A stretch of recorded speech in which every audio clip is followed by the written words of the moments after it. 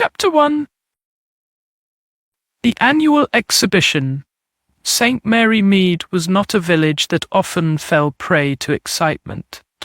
It was, as Miss Jane Marple would often remark to her nephew Raymond, a place where life moved at the gentle pace of the seasons, predictable, orderly, and comfortingly mundane. Yet, as May gave way to June, there was an unmistakable current of anticipation that rippled through the village, disturbing its usual tranquility. The annual rose exhibition was approaching. Miss Marple stood in her garden that Wednesday morning, her slender figure upright despite her advancing years, a basket over one arm and secateurs in hand. The weather was particularly fine, the sort of English summer day that seems to exist more in reminiscence than reality. A gentle warmth, a sky of perfect blue, and just enough breeze to carry the heady scent of roses across her modest gardens. "The Albertine is coming along quite nicely this year," she murmured to herself, examining the pale pink climber with critical affection, "though I shouldn't think it would stand a chance against Colonel Bantry's specimens."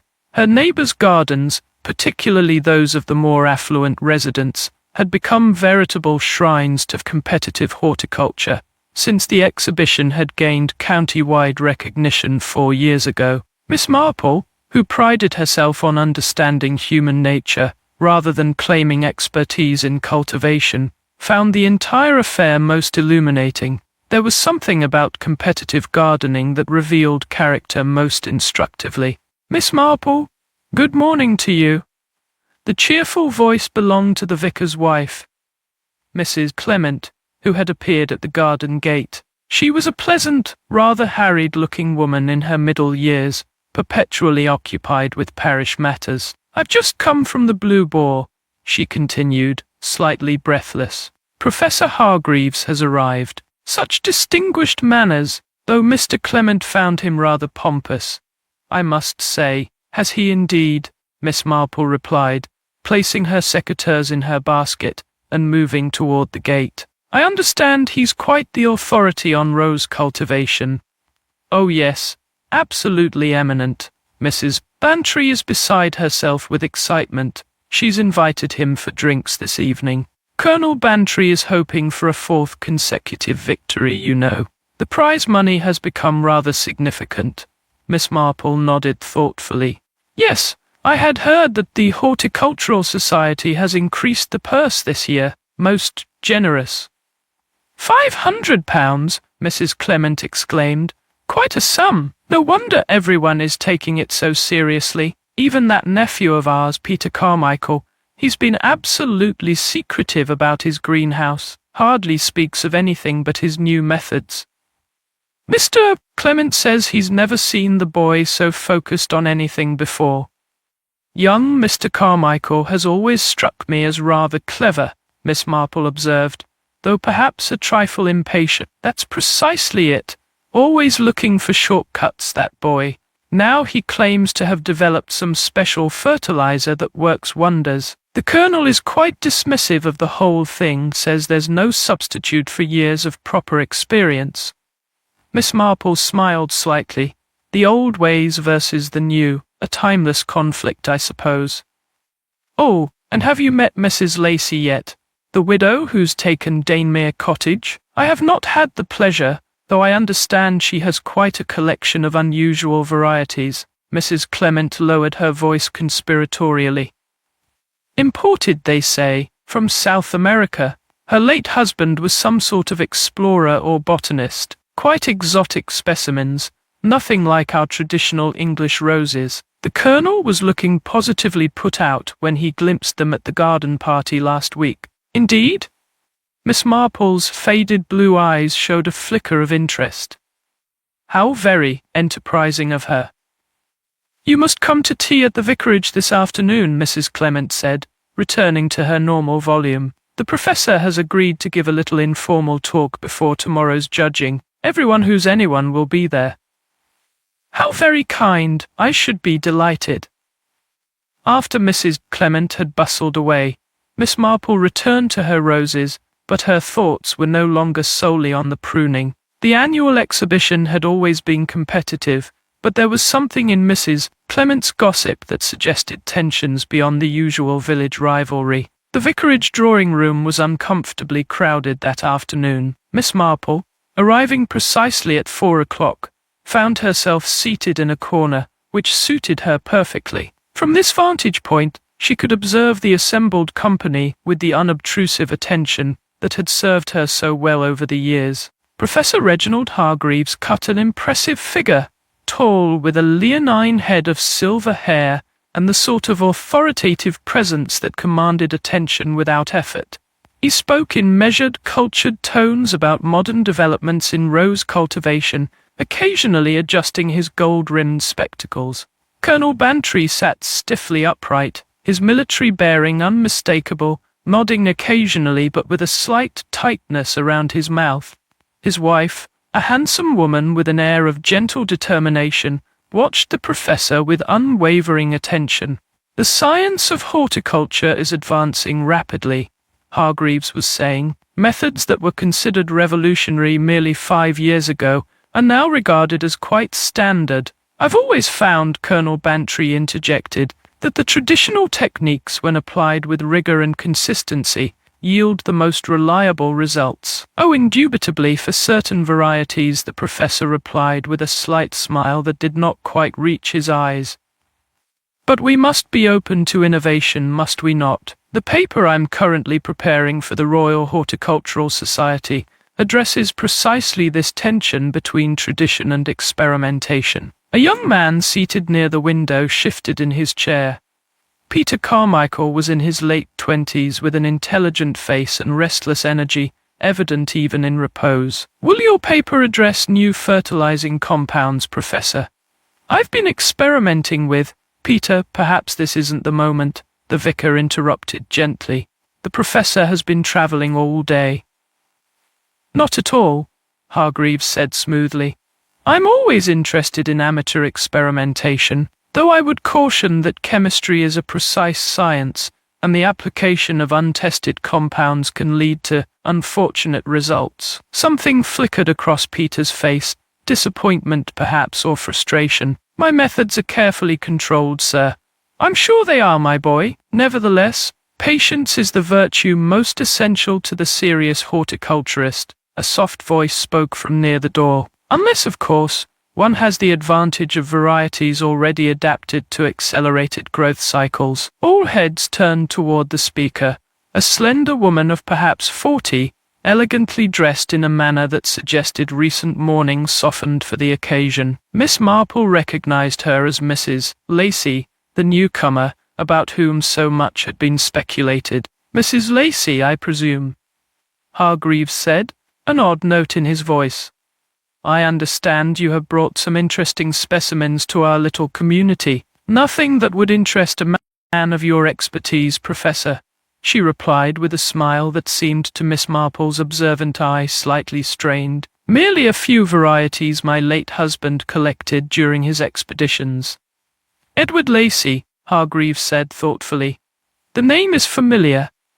"He was not as renowned as yourself," Mrs. Lacey said, a touch too quickly. "His interests were diverse." "How fascinating," Hargreaves murmured. "I should very much like to see these specimens before the judging tomorrow." "They're rather sensitive to handling," Mrs. Lacey demurred. "Perhaps after the exhibition?" The air in the room seemed to thicken with unspoken tensions. Miss Marple sipped her tea, watching the interplay with quiet interest. "I must say," Mrs. Bantry interjected brightly, "we're all tremendously excited about the exhibition this year. Colonel Bantry has been absolutely devoted to his roses. I hardly see him except at mealtimes." The colonel harumphed slightly. "Competition keeps one sharp." "What? Indeed," the professor agreed. "Though I should mention that my criteria for judging extend beyond mere aesthetic appeal, authenticity of variety, sustainability of methods. These factors weigh heavily in my assessments." He glanced around the room, his gaze lingering momentarily on each of the main competitors. "My forthcoming paper will, I believe, change everything in the field. It addresses certain practices, that have perhaps gone unchallenged for too long. Miss Marple noticed how Colonel Bantry's hand tightened on his saucer, how Peter Carmichael's expression froze into careful neutrality, and how Mrs. Lacey's slender fingers trembled slightly as she set down her cup. "How very interesting," Miss Marple said mildly. "Would these be practices one might observe in competitions such as ours?" Professor Hargreaves turned to her with an appraising look. "You have a discerning mind, madam." "Yes, indeed. The competitive context often reveals the extent to which horticulturists will go to achieve recognition." "Surely not in St. Mary Mead," the vicar said with a nervous laugh. "We're all amateurs here, simply enjoying the pursuit of beauty." "Amateurs can be surprisingly resourceful," Hargreaves replied. "And beauty, as we know, often conceals thorns." As the gathering dispersed into smaller conversational groups, Miss Marple found herself beside Mrs. Bantry, who leaned close to murmur, "Rather intense, isn't he? The Colonel is positively seething. Says the man has prejudged everything without even seeing the gardens." "He does seem to have formed certain opinions," Miss Marple agreed. "I wonder what exactly his paper contains that could be so revolutionary. Whatever it is, I hope he keeps an open mind about Arthur's roses. The prize money," Mrs. Bantry hesitated, then continued more quietly. "Well, between ourselves, Jane, it would be rather welcome this year. Investments haven't performed as expected." Before Miss Marple could respond, a sharp exchange of words drew their attention. Peter Carmichael and Professor Hargreaves appeared to be in disagreement near the bookshelves. "Simply asking for a fair assessment," Peter was saying, his voice taut with controlled emotion. "And you shall have one, young man," Hargreaves replied coldly. "But innovation without rigor is merely recklessness. Remember that." As the professor turned away, Mrs. Lacey approached him with a composed smile that nevertheless struck Miss Marple as somewhat fixed. "Professor, I believe we may have a mutual acquaintance, Dr. Simmons of Kew Gardens." A flicker of something, recognition, wariness, crossed Hargreaves' face. "Indeed, a small world, Mrs. Lacey, a very small world indeed." Miss Marple watched the three competitors, Colonel Bantry with his military stiffness, Peter Carmichael with his barely contained energy, and Mrs. Lacey with her elegant reserve, each orbiting the distinguished judge like planets around an unpredictable sun. How curious, she thought, that a simple flower show could generate such intensity of feeling. What she could not know, as she prepared to take her leave of the vicarage, was that by this time tomorrow, Professor Reginald Hargreaves would be discovered dead among Colonel Bantry's prize roses, and that her quiet observations would become central to unravelling the truth behind his untimely end. Chapter 2. Death Among the Roses. The morning of the Rose Exhibition dawned with a fine mist hovering over St. Mary Mead, bathing the village in a pearly luminescence that seemed to enhance the vivid hues of the June blooms.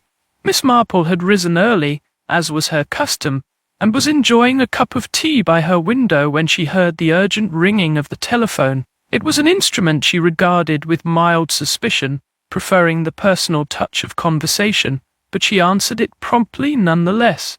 "Jane, it's Dolly Bantry." The voice on the other end was strained. "Something dreadful has happened. Could you come to the house? Arthur insists you should be here." "Of course, my dear. Is everyone quite all right?" There was a momentary silence.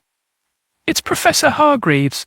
He's been found in the rose garden." "He's dead, Jane." 20 minutes later, Miss Marple was being escorted across the immaculate lawns of Gossington Hall by a visibly distressed Mrs. Bantry. The morning's mist was beginning to lift, revealing a scene of incongruous beauty. The rose garden, Colonel Bantry's pride and joy, was a symphony of colour and fragrance, crimson, pink, yellow, and white blooms standing in regimented perfection against the backdrop of carefully manicured hedges. But the tranquility of the scene was shattered by the knot of figures gathered around one particular bed of magnificent crimson roses. He was just lying there when Timkins found him, Mrs. Bantry explained in hushed tones. The gardener came early to ensure everything was perfect for the judging, and there was the professor, sprawled across Arthur's prize crimson glory bushes. Colonel Bantry stood to one side, his face ashen, while a young man whom Miss Marple recognized as Dr. Sanderson, the village doctor, knelt beside a figure on the ground. Standing slightly apart was a tall, lean man in a well-cut suit, Inspector Craddock of the county police, if she was not mistaken. "Ah, Miss Marple," the colonel said, catching sight of her. His usual hearty manner was subdued. "Forgive the early summons, but I thought, that is, we thought, you were quite right to call me," she assured him gently. "How very distressing for you both." The inspector looked up with mild surprise. "Miss Marple, isn't it? We've met before, I believe." "Indeed, Inspector. That unfortunate business at Little Paddock's." "Quite so." He regarded her with a mixture of respect and caution. "This appears to be a case of sudden death, possibly heart failure. Dr. Sanderson is examining now." The doctor rose to his feet, brushing soil from his trousers. "I'm not entirely satisfied with that assessment, Inspector.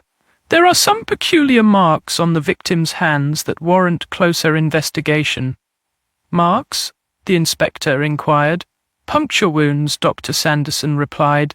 "Initially, I assumed they were simply rose-thorn scratches, but the pattern is unusual, too regular, and some appear deeper than one would expect from accidental contact." Miss Marple, who had been quietly observing the rose bushes surrounding the body, spoke up. "I wonder if I might point out something rather curious about these roses." The inspector raised an eyebrow but gestured for her to continue. "The thorns," she said simply. "Do observe how they've been trimmed on certain stems but left prominently on others. Most peculiar and deliberate, wouldn't you say?" Dr.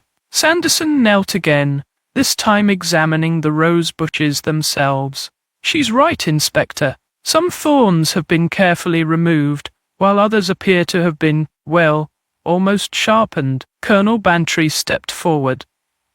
"That's preposterous. My gardeners would never—" "I'm sure they wouldn't," Miss Marple agreed smoothly. "Which suggests someone else attended to these particular bushes, does it not?" Inspector Craddock's expression had shifted from polite skepticism to focused interest. "Colonel, when was the last time you saw Professor Hargreaves alive?" "Last evening," the colonel replied stiffly. "He came to dinner, left around 10 o'clock, I believe, and he was in good spirits?" Mrs. Bantry interjected. "He seemed rather preoccupied, actually. Mentioned he wanted to examine all the competitors' gardens before the official judging. Said something about confirming his suspicions." "Indeed?" The inspector's eyes narrowed. "And did he say what these suspicions entailed?" "Nothing specific," Colonel Bantry answered, "though he did mention that paper of his again, said it would expose long-standing deceptions in competitive horticulture. Pompous nonsense, if you ask me." "Was anyone else present at this dinner?" "Just ourselves and the professor," Mrs. Bantry confirmed. "Though Peter Carmichael stopped by briefly to deliver some books the professor had requested about chemical compounds in fertilizers." "I see." The inspector turned to the doctor. "You'll arrange for a post-mortem, of course?" "Immediately," Dr. Sanderson nodded. "I'm particularly interested in those puncture wounds. If there's any question of poison." A constable approached, holding a small leather-bound notebook. "Inspector, we've been searching the area as requested." This was in the professor's pocket, but there's no sign of the larger notebook the colonel mentioned, the one with his judging notes. Inspector Craddock took the small notebook and flipped through its pages. "Appears to be personal observations, several entries about the competitors." He paused, eyebrows rising. "And what appears to be a schedule of regular bank deposits. Interesting." Miss Marple, who had been quietly examining the arrangement of roses, spoke again. "Inspector, you might wish to note the footprints leading from the side path. 2 distinct sets, I believe. One certainly the professor's, judging by the size and the particular wear pattern on the heel that I noticed yesterday at the vicarage. The other appears lighter, possibly a woman's." The inspector gave her a long look. You have remarkably observant eyes, Miss Marple, when one has lived as long as I have, she replied modestly. One tends to notice patterns. As the body was carefully removed from the rose garden, Miss Marple found herself walking slowly among the magnificent blooms that had been Colonel Bantry's pride for so many years. They were indeed exceptional specimens, perfect in form, vibrant in colour, and with an intoxicating fragrance that seemed almost too intense to be natural. Beautiful, aren't they?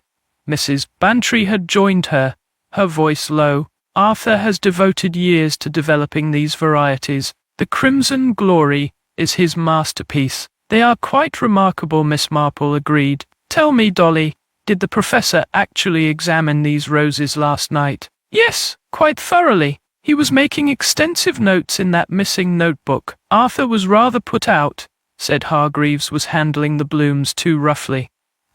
I see. Miss Marple bent to examine a particular stem more closely. And these roses were to be judged this morning? That was the plan. The exhibition opens at noon, with prizes to be announced at 4, Mrs. Bantry sighed. I suppose it will all be cancelled now. Perhaps delayed rather than cancelled, Miss Marple suggested. Though, I imagine another judge will need to be appointed. Their conversation was interrupted by raised voices from the direction of the house. Peter Carmichael had arrived, and was engaged in what appeared to be a heated exchange with Inspector Craddock. I merely delivered books, the young man was saying. Yes, I spoke with him briefly about my fertilizer formula, but he was dismissive as always. I left immediately afterward. And you didn't return later in the evening? The inspector pressed. Certainly not. I was at the vicarage all evening. My uncle can confirm it. Miss Marple and Mrs. Bantry exchanged glances. Poor Peter, Mrs. Bantry murmured.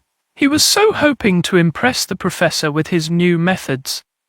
As they watched, a sleek automobile pulled up the drive, and Mrs. Lacey emerged, elegant even in obvious distress. I've just heard the dreadful news, she called, approaching the group. Is it true that Professor Hargreaves is dead?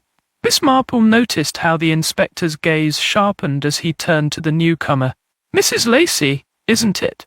Yes, I'm afraid it is true. Might I ask how you learned of it so quickly? We've not yet made any official announcement. The village grapevine, Mrs. Lacey replied with a slight smile. News travels remarkably fast in St. Mary Mead. Is there anything I can do to help? Perhaps, the inspector said thoughtfully. I understand the professor was planning to visit your garden yesterday evening, after dinner at the Bantrys. Did he arrive? A flicker of something. Hesitation? Concern? Crossed? Mrs. Lacey's composed features. No, he did not. I waited until quite late, but he never appeared. How very strange, Miss Marple remarked gently. He seemed most interested in your exotic varieties. Yes, Mrs. Lacey agreed. I was rather disappointed, actually. Some of my specimens require particular conditions to display at their best. As Mrs. Lacey moved away to offer condolences to Colonel Bantry, Inspector Craddock turned to Miss Marple with a sigh. I suppose I'll need to postpone the exhibition while we investigate this death. The chief constable won't be pleased. He was looking forward to presenting the prizes. A wise precaution, Miss Marple nodded. Particularly if the professor's missing notebook contained information relevant to his judgment, or indeed to his death. The inspector gave her a sharp look. You suspect foul play, then? I merely observe that a man who spoke openly of exposing deceptions has died under peculiar circumstances, among roses that show signs of deliberate tampering, shortly before he was to judge a competition with a substantial monetary prize. Miss Marple's blue eyes were guileless. But then, I have always had a rather suspicious mind. As the morning wore on and the mist gave way to bright sunshine, the news of Professor Hargreaves' death spread through St. Mary Mead like ripples in a pond. The rose exhibition was officially postponed, and Inspector Craddock established a temporary headquarters in Colonel Bantry's study, from which he conducted a series of interviews with everyone who had encountered the professor during his brief stay in the village. Miss Marple, invited to remain by both the inspector and Mrs. Bantry, sat quietly in a corner of the drawing room, her knitting needles clicking softly as she appeared absorbed in a complicated pattern for a baby's jacket. In reality, her mind was carefully sorting through everything she had observed: the peculiar arrangement of thorns on the roses, the missing notebook, the strained relationships between the professor and the competitors. There was a pattern here, she was certain, as distinct as any in her knitting, and just as a single dropped stitch could reveal itself in the final design, she suspected that somewhere in the events surrounding the annual Rose exhibition lay the key to understanding Professor Hargreaves' untimely end. Chapter 3. Village Whispers. The day following Professor Hargreaves' death brought relentless rain to St. Mary Mead, as if the heavens themselves were in mourning. Miss Marple, seated by her front window with a cup of tea and her knitting, watched raindrops trace silvery paths down the glass as she considered her next course of action. The village would be alive with theories and conjecture, and in such a climate, truth often revealed itself in unexpected ways. By late morning, the rain had subsided to a gentle drizzle, and Miss Marple donned her mackintosh and took up her umbrella. A series of seemingly casual visits was in order. Her first call was to Gossington Hall, where she found Mrs. Bantry alone in the morning room writing letters of apology to various dignitaries who had been expected to attend the now postponed exhibition. "How is the Colonel bearing up?" Miss Marple inquired, accepting a cup of coffee. "Poorly," Mrs. Bantry confided, glancing toward the door. "That inspector has been questioning him most persistently about his finances of all things, as if Arthur would—" She broke off, shaking her head. "Your husband's roses have won the competition for 3 consecutive years, I believe." Miss Marple's tone was merely conversational. "Yes, and rightfully so. Arthur has devoted years to cultivating them." Mrs. Bantry hesitated, then added in a lower voice, "Though between ourselves, Jane, the prize money has become rather important to us recently. Arthur's investments haven't performed as expected. Nothing serious, you understand, but the extra funds have been most welcome." "I see," Miss Marple nodded sympathetically. £500 is a considerable sum." "It would have settled several pressing accounts," Mrs. Bantry admitted. "Now, with the professor's death and all this unpleasantness, I do hope they'll eventually proceed with the judging. Perhaps they might call in another expert from London." As they conversed, Miss Marple noticed a leather-bound ledger partially concealed beneath some correspondence on the writing desk. Following her gaze, Mrs. Bantry flushed slightly. "Arthur's garden expenditures," she explained. "The inspector asked to see them. Quite extraordinary amounts when one adds it all up, but then, perfection comes at a price, doesn't it?" Departing from Gossington Hall, Miss Marple made her way to the vicarage, where she found Peter Carmichael in the greenhouse attached to the garden. Through the glass she could see him hastily gathering papers from a small desk and feeding them into a metal bin, where flames were already consuming other documents. "Carmichael," she called, tapping on the glass door. "Might I have a word?" The young man started violently, nearly overturning the bin before regaining his composure and inviting her inside. The greenhouse was warm and humid, filled with the earthy scent of growth and a faint chemical odor that Miss Marple found curious. "Just clearing out some old notes," he explained with forced casualness. "No point in keeping failed experiments." "How sensible," Miss Marple agreed mildly. "I understand you've been developing a special fertilizer for your roses." Peter's expression brightened. "A revolutionary formula, actually. It accelerates growth while enhancing color intensity and bloom duration. I've been corresponding with several botanical research institutions about it, including Professor Hargreaves." The young man's enthusiasm dimmed noticeably. "Yes, well, I had hoped for his endorsement, but he dismissed my work as dangerous nonsense without properly examining my results." Bitterness crept into his voice. He was too entrenched in traditional methods to recognize innovation. How frustrating for you, Miss Marple sympathized. And yet you delivered some books to him at the Bantries the evening before his death. Reference materials, he requested, Peter confirmed, moving to adjust the temperature control on a row of seedlings. He said he wanted to verify certain chemical principles before commenting further on my formula. I thought perhaps he was reconsidering his position. And after delivering these books, I returned directly to the vicarage, he said firmly. My uncle and I played chess until quite late. The inspector has already confirmed this alibi, Miss Marple. Of course, she nodded. Tell me, what exactly does your formula contain that the professor found so objectionable? A guarded look crossed Peter's face. Proprietary compounds. Nothing dangerous when properly applied, but, well, certain elements might be considered controversial in traditional horticulture. As Miss Marple took her leave, she noticed a small vial of dark liquid hastily tucked behind a potted plant. The label had been partially obscured, but the skull and crossbones symbol was unmistakable. Her final visit was to Dannemere Cottage, where Mrs. Lacey received her with composed grace in a drawing-room that spoke of foreign travels and refined taste. Several exquisite watercolor illustrations of exotic plants hung on the walls, each signed with the initials CL. My own work, Mrs. Lacey explained, following Miss Marple's gaze. From my husband's expeditions to South America, I trained as a botanical illustrator before my marriage. How fascinating, Miss Marple remarked. And these roses that you're entering in the exhibition, they're varieties collected by your late husband? Some are, Mrs. Lacey acknowledged, pouring tea into delicate porcelain cups. Edward had a particular interest in hybridization, combining the hardiness of English varieties with the unusual colors and fragrances found in tropical species. I imagine Professor Hargreaves would have found such specimens most interesting. At the mention of the professor's name, Mrs. Lacey's hand trembled slightly, causing tea to splash onto the saucer. Yes, she agreed, dabbing at the spill with her napkin.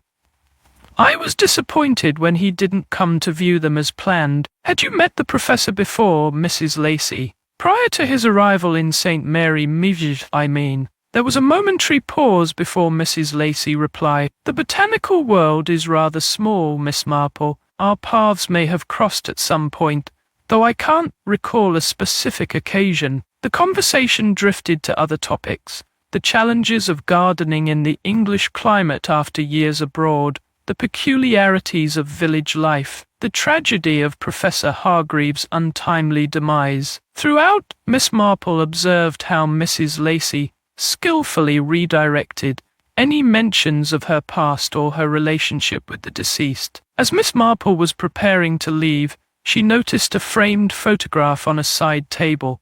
A younger Mrs. Lacey, standing beside a distinguished-looking gentleman in what appeared to be a tropical setting. Behind them was a third figure, partially obscured but vaguely familiar. Your husband? Miss Marple inquired. Yes, during our last expedition to Brazil, Mrs. Lacey confirmed, her expression softening with reminiscence, before his health began to fail. And the other gentleman? Mrs. Lacey's face closed like a flower at dusk. A colleague of Edward's. They had a professional disagreement shortly after this was taken. I prefer not to discuss it. The bell of St. Mary Mead's post office tinkled cheerfully as Miss Marple entered later that afternoon. Miss Weatherby, the postmistress, greeted her with the eagerness of one bursting with information deemed too delicate for the telephone. Such a dreadful business about the professor, she began without preamble, and after he seemed in such good spirits when he was here. You spoke with him? Miss Marple inquired. Just the day before his death, Miss Weatherby confirmed. He came to post a rather thick envelope, express delivery to the Royal Horticultural Society in London, said it contained important findings that couldn't wait. Did he indeed? How very interesting. Most particular he was about it, too, wanted confirmation that it would arrive the next day, paid extra for tracking. Miss Marple pursed her lips thoughtfully. I don't suppose you noticed anything unusual about his demeanour? Well, the postmistress leaned forward conspiratorially. He did seem rather satisfied, almost triumphant, I'd say. Mentioned something about setting the record straight after all these years. This piece of intelligence firmly in mind, Miss Marple next made her way to the Blue Boar Inn, where Inspector Craddock and his constable were methodically examining the professor's effects. The landlord had granted them use of a private parlour, and it was here that Miss Marple found them surrounded by papers, clothing, and personal items. Miss Marple, the inspector greeted her with resigned acceptance. I might have known you'd be making your own inquiries. One does hear things in the village, she replied modestly. I thought you might be interested to know that Professor Hargreaves posted a substantial manuscript to the Royal Horticultural Society the day before his death. Did he indeed? The inspector's eyebrows rose. That would explain these torn drafts we found.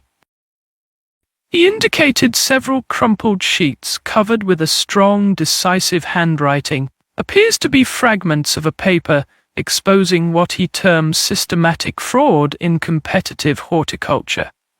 Names are redacted or torn away, unfortunately. Most illuminating, Miss Marple nodded.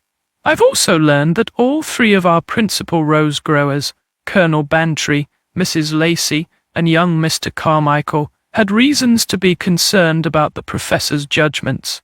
Your village gossip network is remarkably efficient, Craddock observed dryly.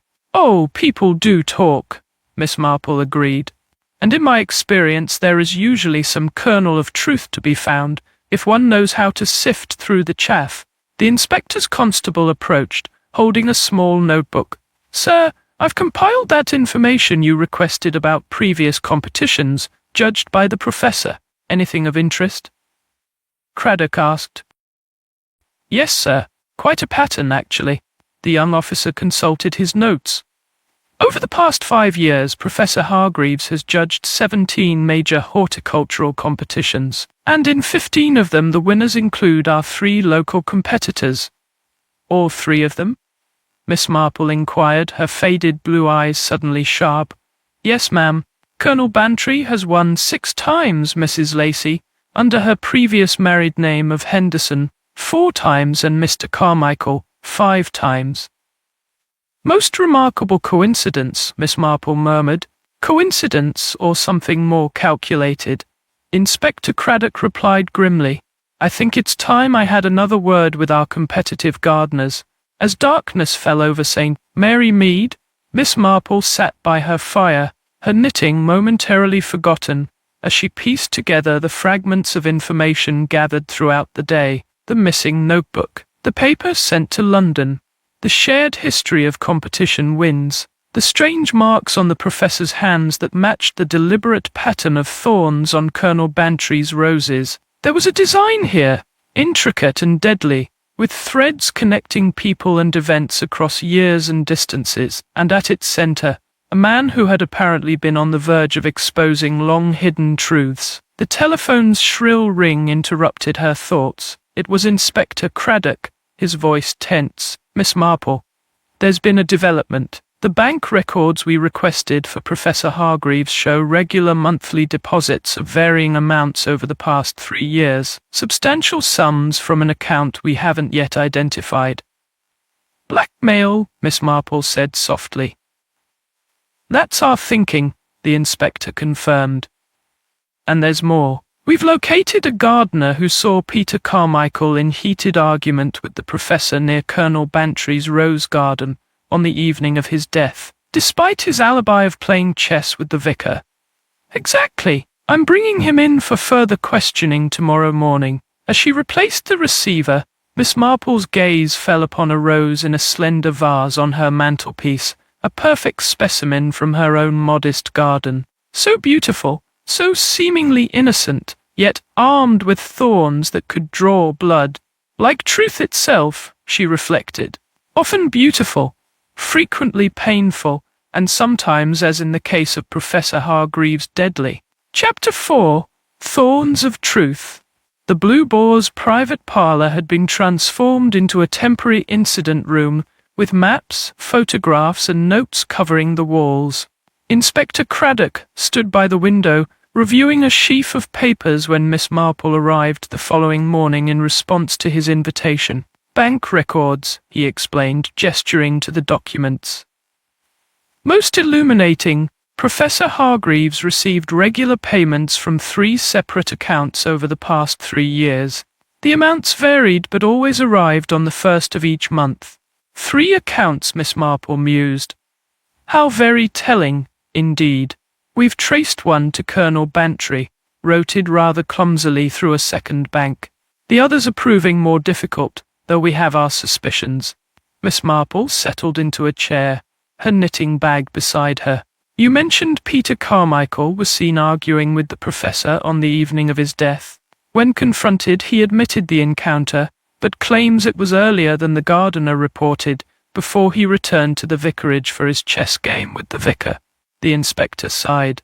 The vicar, being his uncle, naturally supports this account, though he concedes he was preparing a sermon for part of the evening, and cannot vouch for Peter's continuous presence. What was the nature of their argument?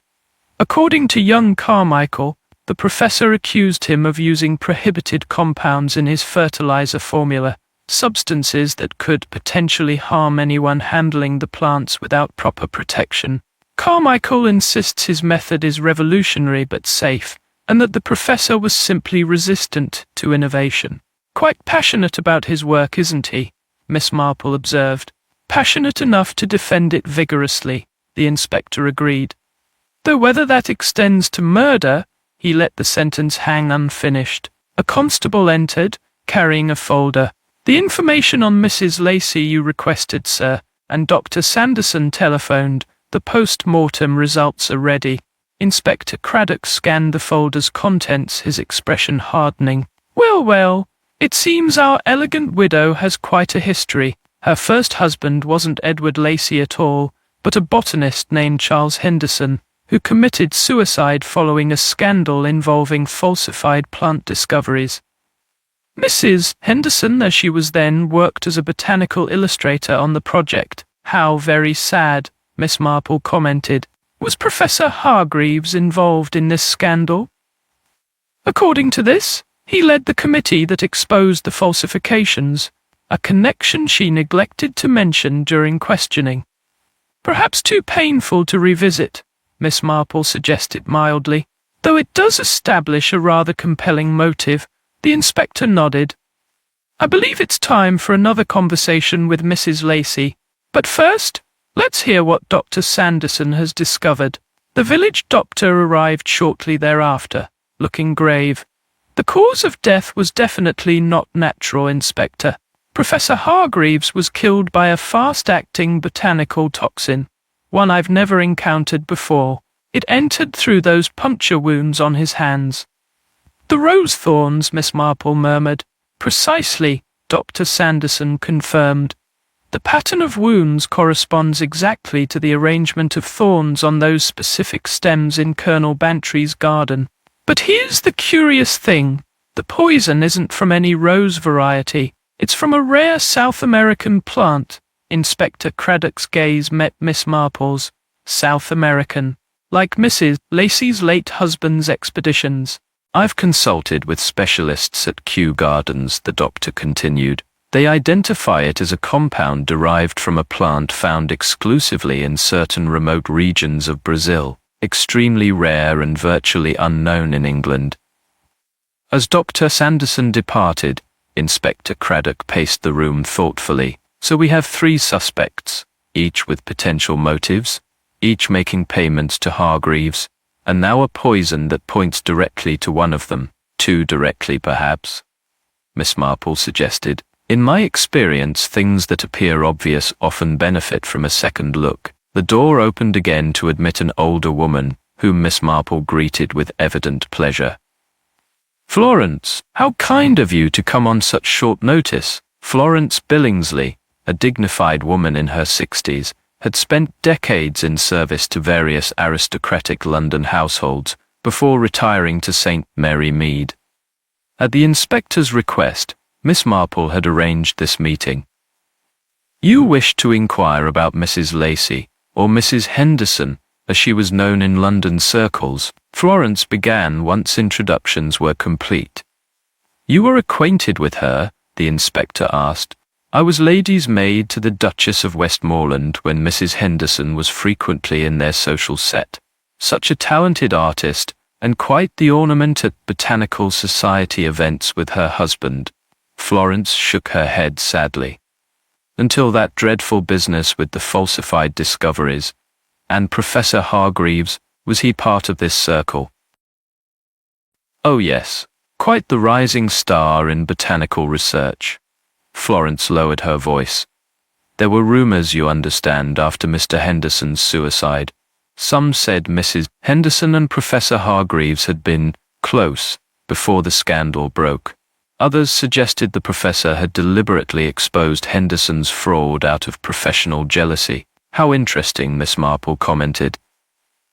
"And after her husband's death, she disappeared from society completely. I heard she had gone abroad. Then quite recently I was most surprised to learn she had settled here as Mrs. Lacey." Florence hesitated. "Inspector, there's something else. The night before I learned of the professor's death, I observed Mrs. Lacey in her garden very late, well after midnight. She was working with her roses by lamplight, which struck me as most unusual." As Florence departed, Inspector Craddock turned to Miss Marple. "Well, that adds another dimension. But we still haven't established how Colonel Bantry and Peter Carmichael fit into this puzzle, beyond the apparent blackmail. Perhaps," Miss Marple suggested, "we might find answers at the vicarage." They arrived to find the vicar's study in disarray, with Peter Carmichael being questioned by a constable. On the desk lay a leather-bound book, open to reveal a pressed rose with unnaturally sharp thorns. "Found hidden in the vicarage bookshelf," the constable explained. "The thorns have been treated with something. They're harder than normal, and distinctly pointed." Peter's face had drained of color. "That's not mine. I've never seen it before. Yet it was found among your botanical texts," the inspector observed. Along with this, he held up a small vial similar to the one Miss Marple had glimpsed in the greenhouse. "My experimental compound," Peter admitted. "But it's for plant growth, not—" "We'll have it analyzed," Inspector Craddock interrupted. "Meanwhile, perhaps you'd care to explain why you lied about the timing of your argument with Professor Hargreaves." As Peter stammered through an explanation about protecting his formula, Miss Marple's attention was drawn to a framed photograph on the vicar's desk. It showed a much younger vicar at a university gathering, standing in a group that included an equally youthful Colonel Bantry and a man who looked remarkably like Professor Hargreaves. The connections were multiplying, weaving a complex web around the three suspects and their deceased judge. As Miss Marple studied the photograph, she felt the pieces beginning to shift into a new pattern, one that might finally reveal the truth behind the thorns. Chapter 5: Buried Secrets. The afternoon sun slanted through the windows of the Blue Boar, casting long shadows across the incident room as Inspector Craddock methodically arranged a series of newspaper clippings on the table. Miss Marple, invited to observe this latest development, peered with interest at the yellowed papers. These were found concealed in a false bottom of Professor Hargreaves' travelling case, the inspector explained. "Quite an extensive collection of press cuttings, all relating to a scandal at Kew Gardens some 20 years ago." "How very interesting," Miss Marple murmured, adjusting her spectacles to better examine the headlines. "Rare rose specimens stolen from royal collection. Kew Gardens theft remains unsolved. Young botanist questioned in rose theft disappears." "Precisely," Craddock nodded. "A case that was never officially solved. The theft of several extremely rare rose specimens, including some that had not yet been classified. The primary suspect was a junior botanist who vanished before formal charges could be brought. And the significance to our current investigation." The inspector extracted a small notebook from his pocket. "According to these records from the Royal Horticultural Society, Colonel Bantry's first notable success with roses occurred approximately 18 months after this theft. Prior to that, he had no particular reputation as a rose cultivator. Miss Marple's eyes widened slightly. Are you suggesting that Colonel Bantry might have been the botanist in question? The timing is certainly suggestive, Craddock replied. Furthermore, our inquiries reveal that Bantry was not always a colonel. He purchased his commission after a windfall inheritance around the same time as his horticultural debut. Before that, he worked as an assistant curator at a small botanical garden in Surrey, under a different name. Dear me, Miss Marple said softly. One so rarely knows the complete history of one's neighbours. The professor certainly did his research.